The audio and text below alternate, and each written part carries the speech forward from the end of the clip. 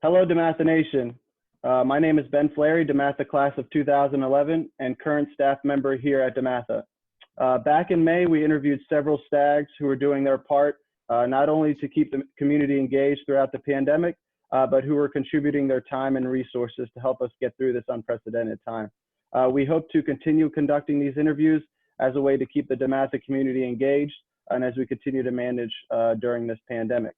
I'm joined today by fellow staff member Connor Glowacki, who will be helping me conduct this interview. Today, we're fortunate enough to be joined by legendary band instructor and Director Emeritus here at DeMatha, John Mitchell. John founded DeMatha's music program in 1970 and holds a BS and MA degrees in music from the University of Maryland, and has served as president of the Maryland Band Directors Association. In 1993, John was named a National Educator of Distinction by the NCEA, and has also been honored by the Washington Post and Maryland Music Educators Association as an outstanding teacher. John retired from DeMatha in 2011 after 41 years of dedication and service to DeMatha Catholic High School. Before we get into the questions, John, just want to thank you for joining us for the interview today. But how are you doing? How have you been handling life throughout the pandemic so far, John? Well, the good thing we have YouTube and Netflix and reading lots of books. Everything is going fine. Most secret, most experimental craft ever developed, but it won't be a secret very long. So, first question. So, the music program started with 19 students when you took over in 1970, and by the time you retired in 2011, you had built that number to 400 students and 15 different ensembles. How proud are you of the growth of the music program and how far it has come along since you first started in 1970? Oh, well, the first thing, I can't believe it's been 50 years ago. And if I look around at this group here, some people were there at the beginning, so that's great. But 50 years ago, it's crazy. You know, I'm extremely proud of what's happened with the music program, and it is a great sense of pride. But a lot of people were involved with making the program successful. I'm going to give you a little history. Some of you lived through some of it. But there were 19 students in 1970. 10 of them were percussionists. And that was quite interesting. But we got through the first year, found some people in the hallways and other people who had played their instruments along the way. So first few years, we sort of doubled in size, and then it continued to gradually grow. And by 1980, we had about 150 in the program. And I remember this very, like it was yesterday. We had been to a festival, and I had just conducted the third of 3 bands adjudication festival. And John Moylan comes up to me and says, "We need to get you some help." And I didn't know how to take that. I thought, "Oh, wow, not doing a good job here." But of course, John Moylan was always right.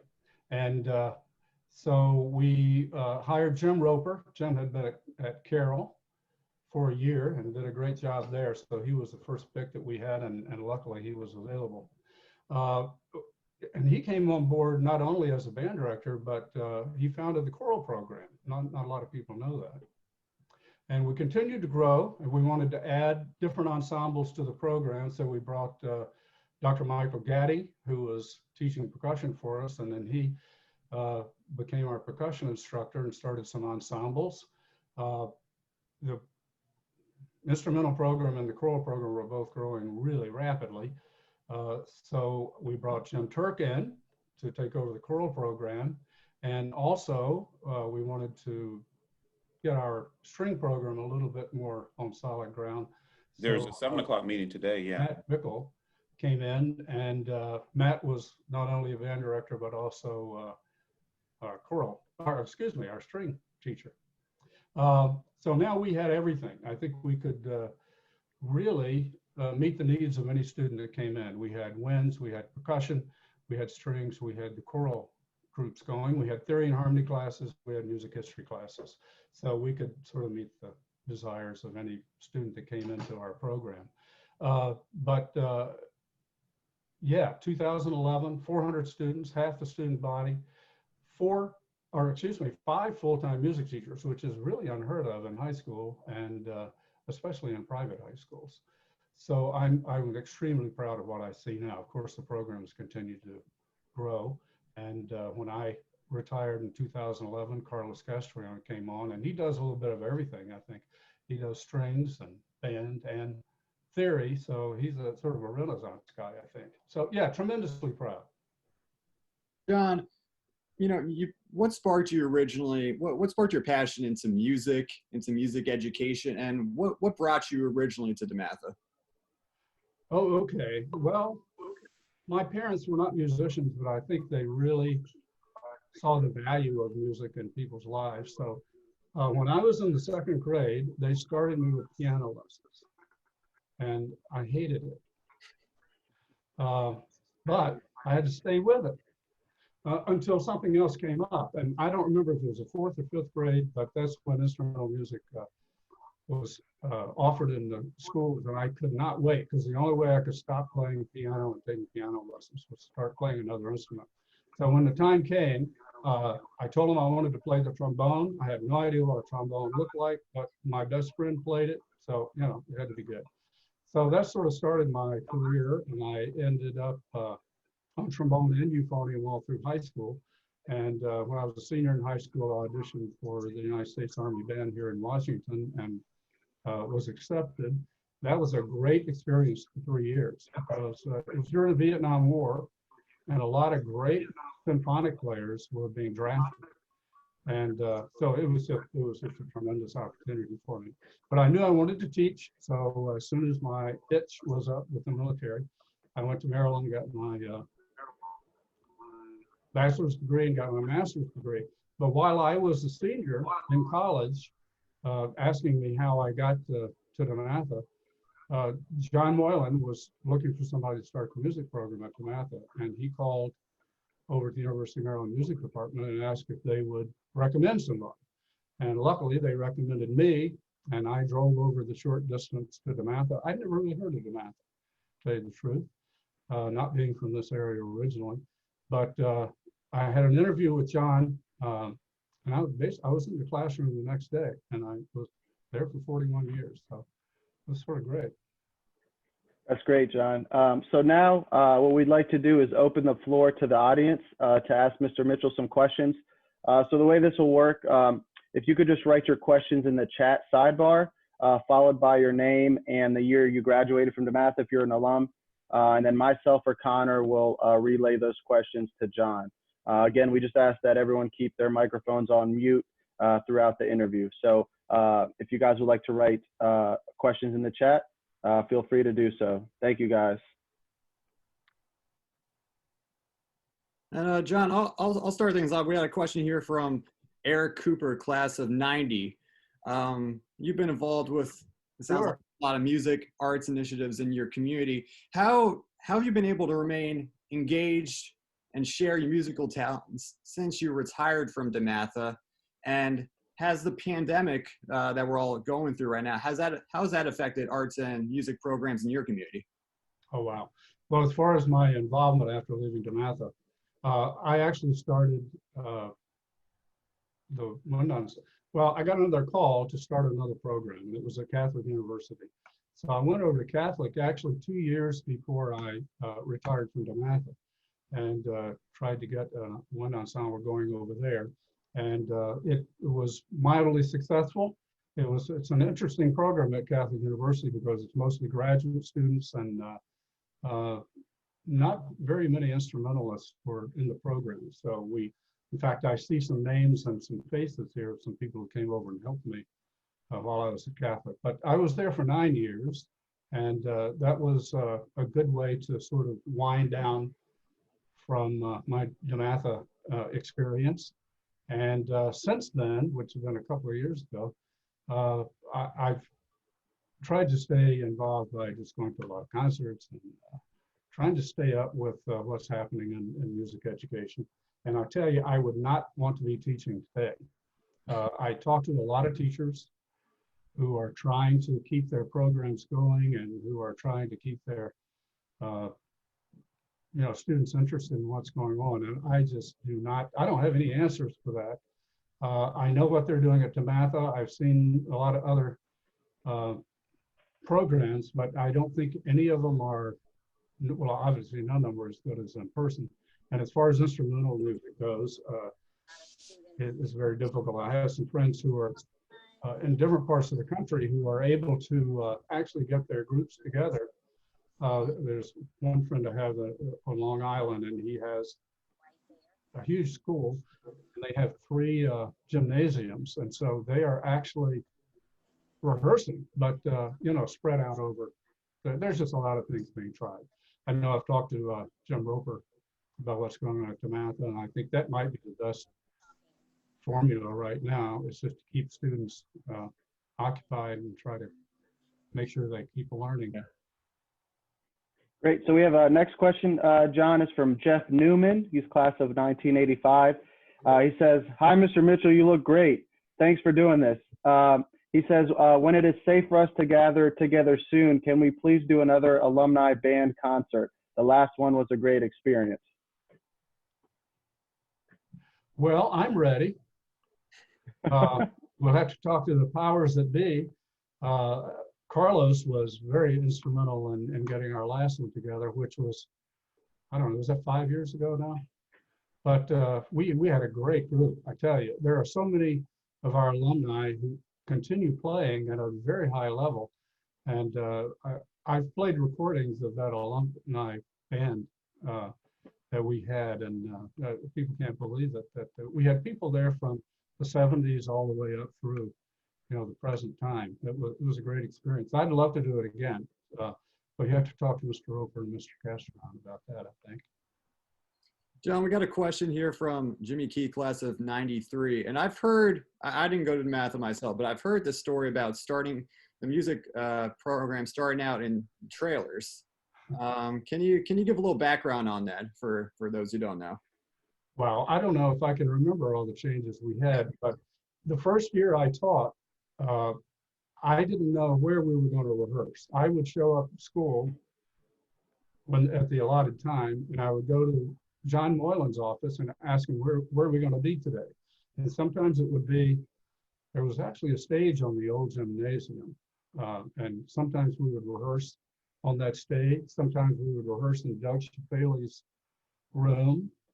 And there was also a room downstairs that I think the wrestling team used for practice. And sometimes we'd actually have to move out wrestling mats or whatever they're called in order to set up for a rehearsal. So we were everywhere the first couple of years.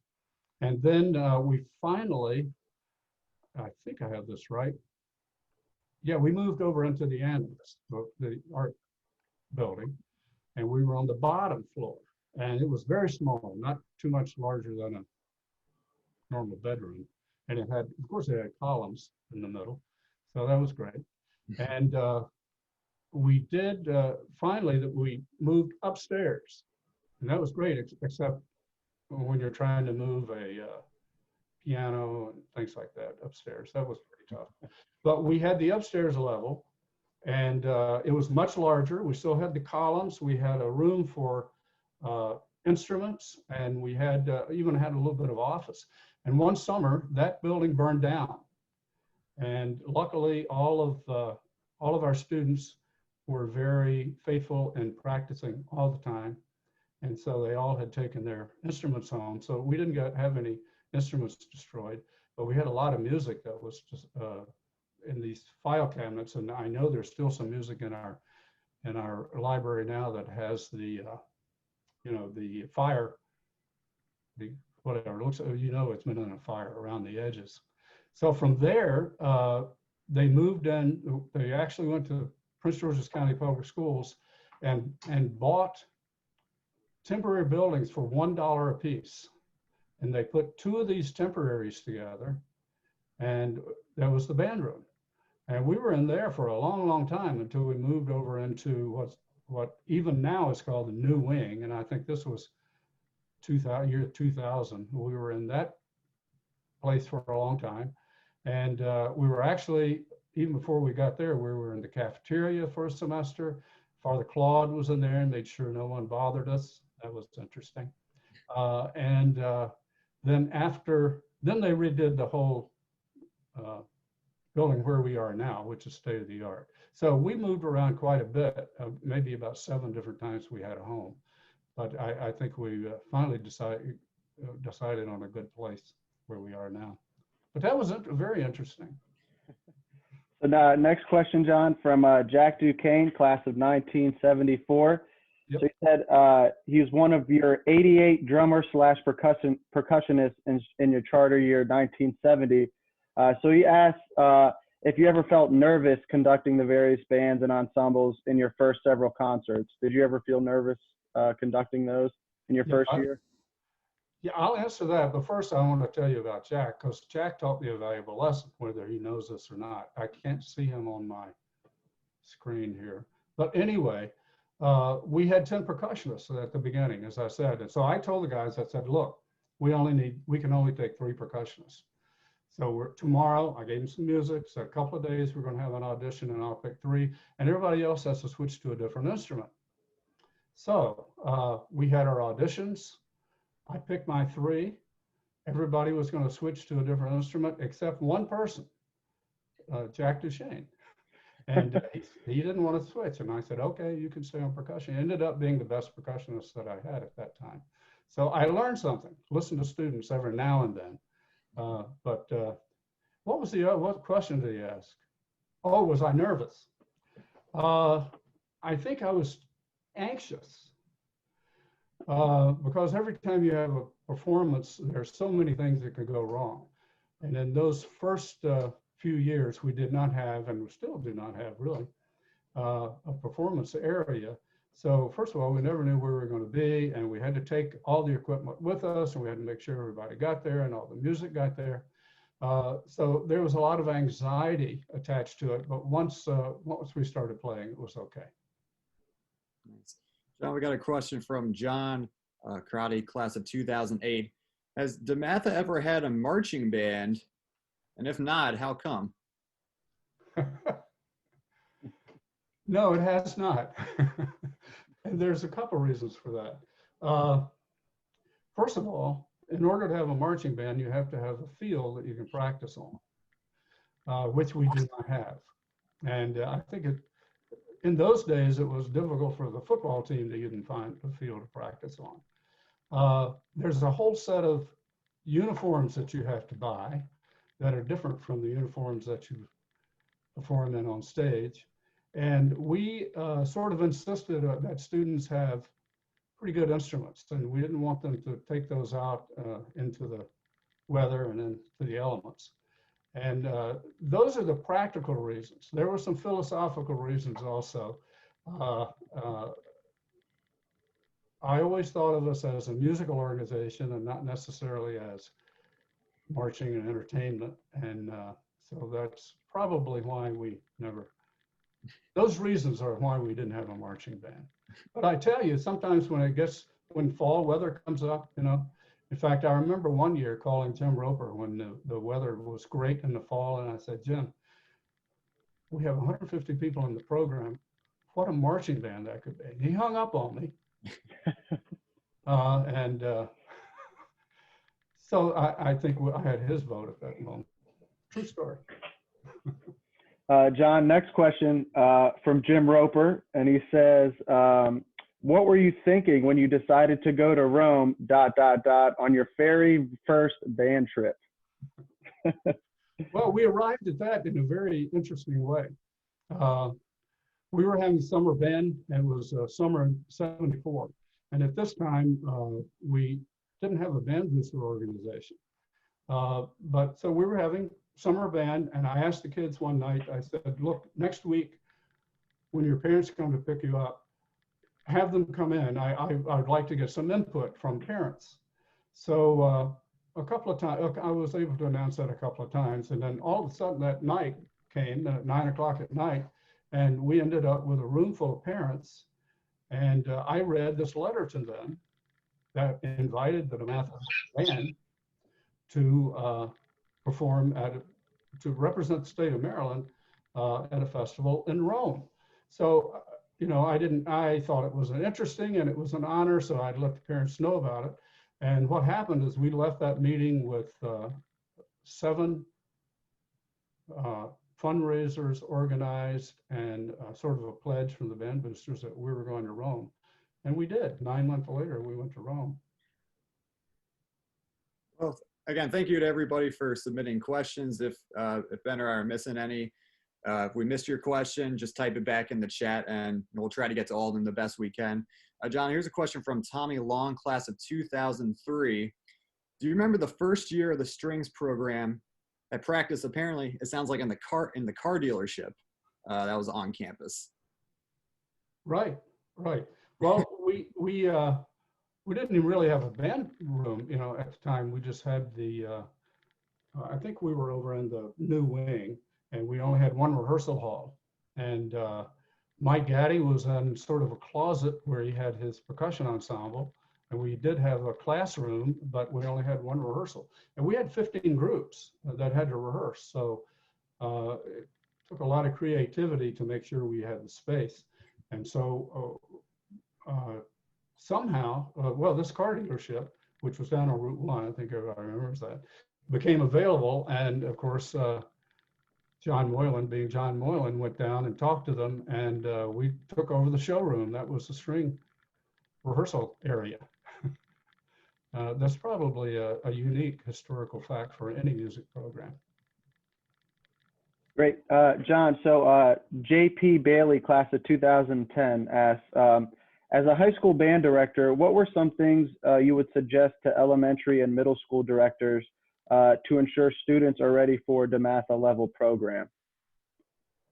Well, that's a good question, and especially pertaining to DeMatha. And JP, you're on the Eastern Shore, I think. And if you could keep the kids involved and keep them interested and keep their technical level up, I think that's a great thing. And as far as coming to DeMatha, you know, we had traditionally students came from 45 different Catholic elementary schools almost every year. And most of the elementary school students that we had only had a 20 or 30 or maybe 40-minute lesson per week. And then they came into a program that had 5 levels of band and very, very competitive. And it was just amazing to see how these students coped with that situation and were able to continue and play on a high level. If they were in the symphonic band and wind ensemble, they were playing some of the most difficult literature that high schools or colleges and even professional groups were playing, and they were doing it at a high level. So I think the interest level is the most important thing. If you can keep them interested, once they get to a larger program, I think that interest will relate to more practice and so forth. And John, we got a question from Sean Wyckoff, class of 1998. And if I mispronounce your name, I apologize in advance there. Have there been any pieces of music that you've wanted to do your time in DeMatha, your time in music, but never got the chance to?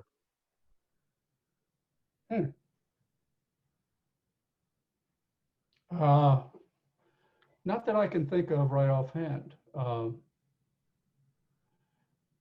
There's quite a bit of literature, and I think the things that we did when we performed them were things that I had wanted to do, and I can't remember right now a piece that I would have liked to have done. I mean, there's some orchestral pieces that have been orchestrated for band, which are, you know, completely would be over our head, but I never even considered doing those. But yeah, I don't think there's a piece that I wanted to do that we didn't attempt at one time. May have performed it, we probably read it. Great. So John, next question from John Farrell. He's a class of 1978. And he says, as a freshman in 1975, he had the privilege of going to Rome with the band. He said his grandfather, who was born there, was a chaperone to include his 2 sisters. He said, do you have any great memories of that trip? And he says, thanks for being an awesome director, but more importantly, a good human being. God bless. So any memories that stick out from that trip? Well, I mean, all along the way, there were memories. First of all, we left DeMatha. We were supposed to leave DeMatha on a bus and travel up to Kennedy Airport. I think we were 6 or 7 hours late in actually getting on the bus to go to New York because the airport, Kennedy Airport, was not closed down, but it was an interesting time. And I know the Rome airport had been closed, so there would have been our connecting flight couldn't have got us there. Anyway, we finally got up to Kennedy Airport, and being in Kennedy Airport at 4 o'clock in the morning is an eerie feeling because there's nobody there. It was very strange. We finally got on the airplane, and we were late getting to Rome. We were almost late by a whole day, and we missed an audience with the Pope, which had been set up. And our performance area was up in the hills at Fuji, I think it was called. And so the first time we went to perform, we went to this little like a civic center in Fuji, and this is where we were supposed to play. It wasn't unlocked. We basically broke into the building. We set up, we played our concert. While we were playing, this gentleman came out on stage and asked if he could say a few words. And I said, sure. I thought, well, this is the people who are supposed to introduce us and everything. And so I had him come out, and he basically gave a commercial for UNICEF and presented me with a calendar, which was for the year before. So that was just completely bizarre. And this hall had a balcony that went all around. It was like the Fellini movie, to tell you the truth. People smoking in the balconies and so forth. And then Jeff Cleveland, I see he's here. Jeff was our librarian at the time. And so when we got back to DeMatha from our Rome trip, we had none of our music anymore. That's all I'll say about that. Particularly Eugene Onegin, which I doubt you've ever been able to find another copy of. That's right. And the crowd loved Eugene Onegin, opera and Italian. So there you go. John, I kind of want to combine the next question because we got two similar ones from Corey Irby, class of '93, and James Jeter, class of 2005. And it revolves around, what was how do you establish that standard of excellence for the DeMatha music program with your 40 years here? And what challenges did you face creating the top band culture that you ended up creating? Well, I'll go back to the beginning. I was hired at DeMatha to build a music program. And even though I was given a lot of support, I sort of had free reign. It was great. I had a lot of freedom to do what I thought we could build a program. And as we started getting more and more students, we had that 5-level band situation. And by the time the students got to that top group, they were pretty good. Ask that again. I'm sorry. Ask that question again. No worries. So it's kind of a two-part question. What was your secret? How did you build the standard of excellence that the DeMatha music program had and still has to this day? And were there any challenges in creating such a top-tier program? Right. Well, I think there were some advantages, actually. I think when students came to DeMatha, they knew there was an expectation, and that expectation of excellence, because all the programs there were very fine. All the athletic programs were top quality. The educational, the academic situation was top quality, and so were the arts. So I think when a student comes into the program, they expect to excel. And that atmosphere in the school, and I can tell you, I've gone to a lot of different schools on the East Coast, and DeMatha is different in that respect. I mean, there's a definite atmosphere and a definite attitude, and that expectation of excellence sort of permeates everything that you do. So it made it easier to do that. And then the cadre of teachers that we had also. A lot of students taking private lessons, a lot of students able to have top line instruments, and just the work ethic was great. And it was just a lot of fun. So John, next question from Mario Perez. He's class of 2011. He asks, where are you directing your creative energy these days? Are you still doing some guest conducting? Yes, actually, in fact, I feel sort of guilty about this, because the last 5 days of public school, I judged 5 days in Howard County, and I wasn't feeling too well. So hopefully I, didn't spread anything. I don't think I had the virus, but anyway.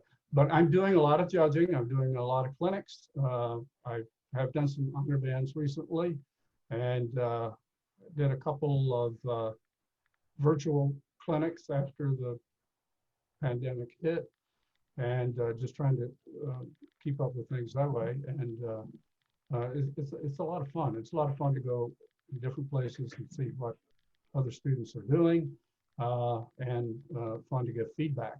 So yeah, I'm still involved. John, George Westerman, class of 1980, wants to know, what's your favorite piece or performance at DeMatha that you can remember? Do you have a favorite? Wow. I'll have to give you this answer, and it's true. My favorite piece is the one we're working on at the time. So I don't know. I enjoy the whole suites. I enjoy anything by Persichetti. There's a lot of great transcriptions that we were able to do. Lincolnshire Posey, Granger, it's a great piece. So I think any of the British band masterpieces were probably my favorites. John, next question from Jimmy Key, class of 1993. He asks, who was your biggest influence at DeMatha?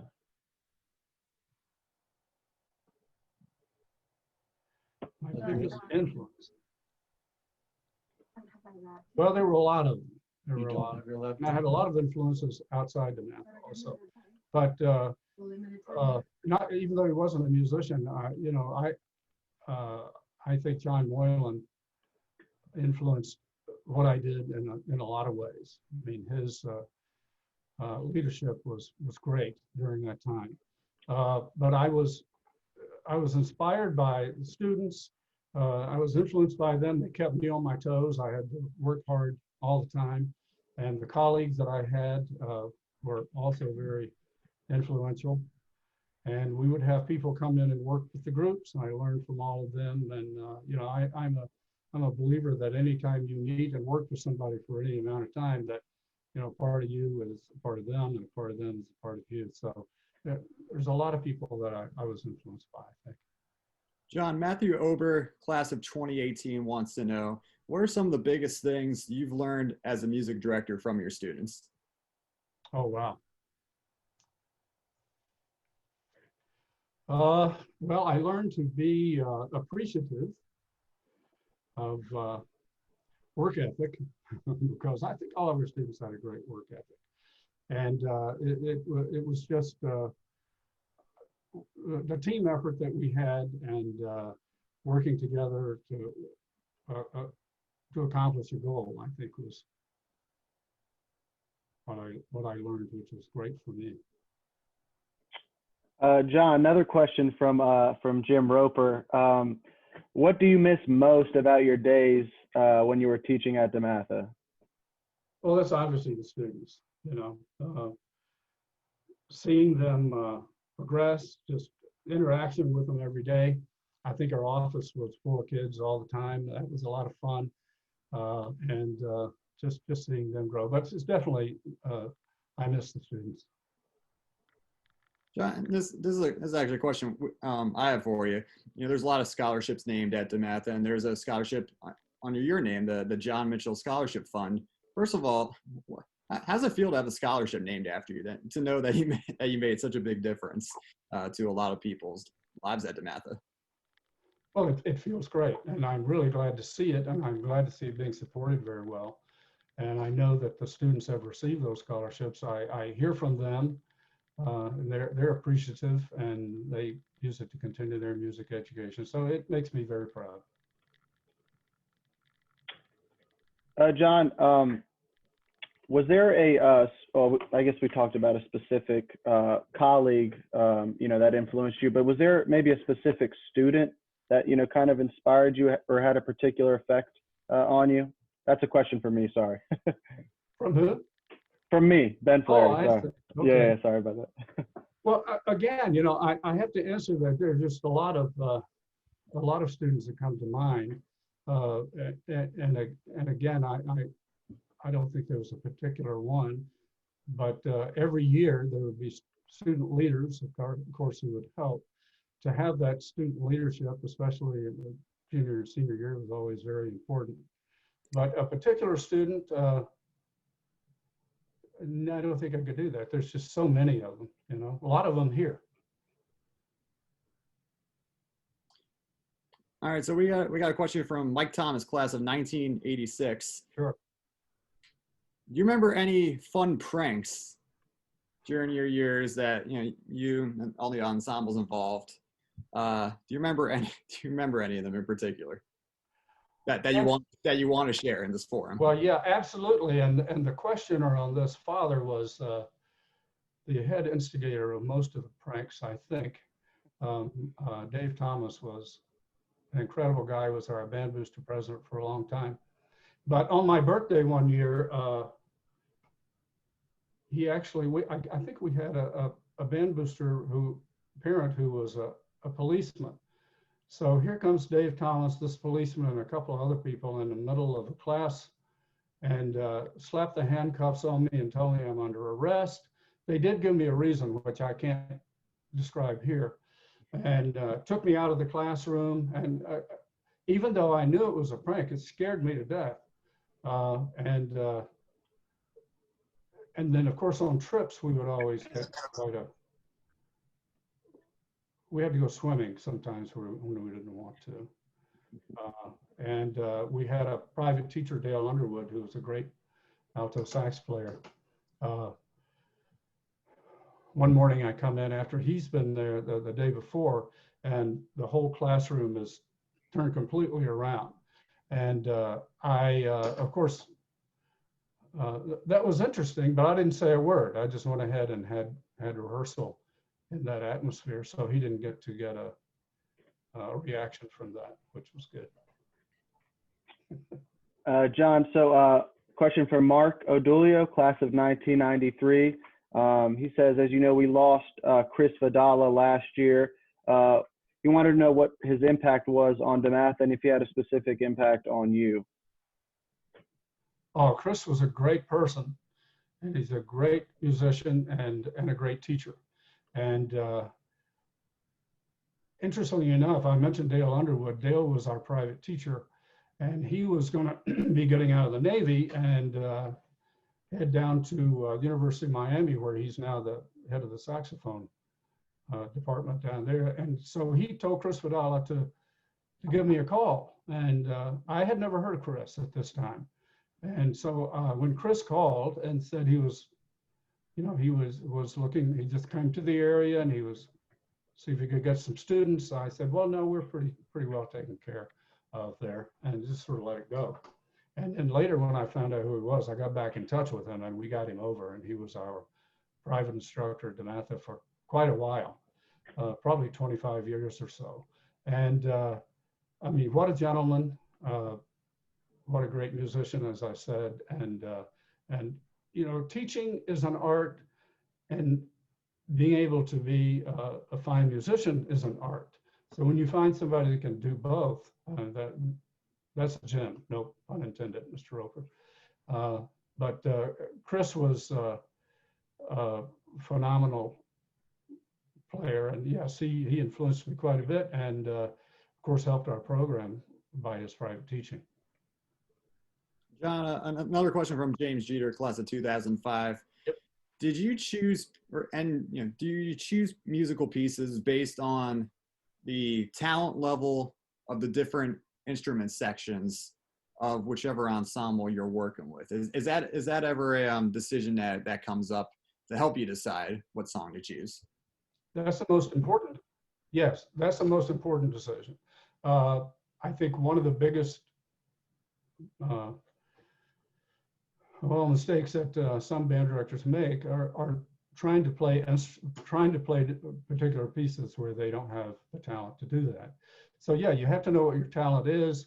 You have to know where the strengths are, where the weaknesses are, and you choose your music to fit the group, not make the group fit the music. Absolutely. John, next question from Byron Ware, class of 1983. He says that Mr. Jim Roper came in his junior year, and he asked, did you know then and have him in mind to take over for you after you retired when you hired him? Well, I didn't think I was going to ever retire, so I'm not sure if I had that thought. But I knew he was a solid. I sort of said a little bit about hiring Jim earlier, but he was the band director at a local school which did not have a great program, and Jim took over that program. And I heard them in the spring, and I couldn't believe the progress that they had made. And then that was about the time that we decided to hire somebody, and so we went after Jim. And I'm happy that he is still there, but at the time I thought I'd be there forever, I guess. John, Joe McAllister, class of 1974, wants to ask if you still listen to Frank Zappa, and what do you think of Frank's later orchestral pieces? I do still listen to Frank Zappa. In fact, I've probably been to about 10 concerts by DeWeasel, his son, who plays Zappa, his concerts are Zappa plays Zappa. And so his music is still alive. But yeah, I think Frank Zappa was one of the most creative musicians of the 20th century and then later. And his orchestral music, his jazz music, his rock music, he was just a tremendous musician, hired the highest caliber of musicians and played some of the most intricate and difficult music, and it was always played to perfection. So I admired him quite a bit, and I still listen to his music, yes. So John, just to finish off your last question, and I've been hesitant to ask, I've been seeing these in the comments, but several people would like for me to ask you, so this is from Tommy Long, asking if you still have dog jaw. Not sure what that means, but they wanted to know if you still have dog jaw. I was hesitant on asking you that because I wasn't sure if it was appropriate or not, but. I didn't realize that the dog jaw was around way back when Tommy Long was there, but it probably was. But I had to stop doing that because, and if you know what that is, I won't necessarily explain it unless you want me to. But one of the last people that I showed them my dog jaw, I was standing at my desk and I introduced dog jaw to this one person, and he actually fell all the way across the room and almost hit his head on the door. He was so frightened. So I quit doing dog jaw a long time ago. What is dog jaw? I have no idea what dog jaw is. Well, it was sort of ridiculous, but it was sort of sometimes a mood changer, and one of those things that you do to sort of deflect maybe, or whatever. But a student would come up, and Mr. Roper would be in on this also, and Mr. Roper would say, one thing I'm doing here, I find, is I try to look at the person who asked the question, so I'm not looking at the camera all the time. But anyway, Mr. Roper would ask them, say, have you seen Mr. Mitchell's dog jaw? And they would say, no. And so I would say, oh, well, do you want it? And they'd say, yes. And I said, well, come up close and put your hand right here. And they would do that. And then I would bark loudly, and it would scare them. And that was the dog jaw. That's great. Well, thank you. I think that'll conclude our evening with John. Just want to thank everyone who joined the forum and for everyone's terrific questions, and a special thanks to you, John, for answering all these questions and taking time out of your day to be on this interview with us. It was a real pleasure getting to chat with you and listening to all your great stories. You know, this goes without saying, but thank you for everything you've done, not only for DeMatha, but for the whole community at large. And we hope to have you, you know, once this pandemic's over, we hope to have you, you know, back on campus at some point when everything settles down a bit. But until then, stay safe, John. Thanks again for your time, and go Stags. Thanks a lot, John. Thank you. Thank you, John. Everybody. Thanks, everybody.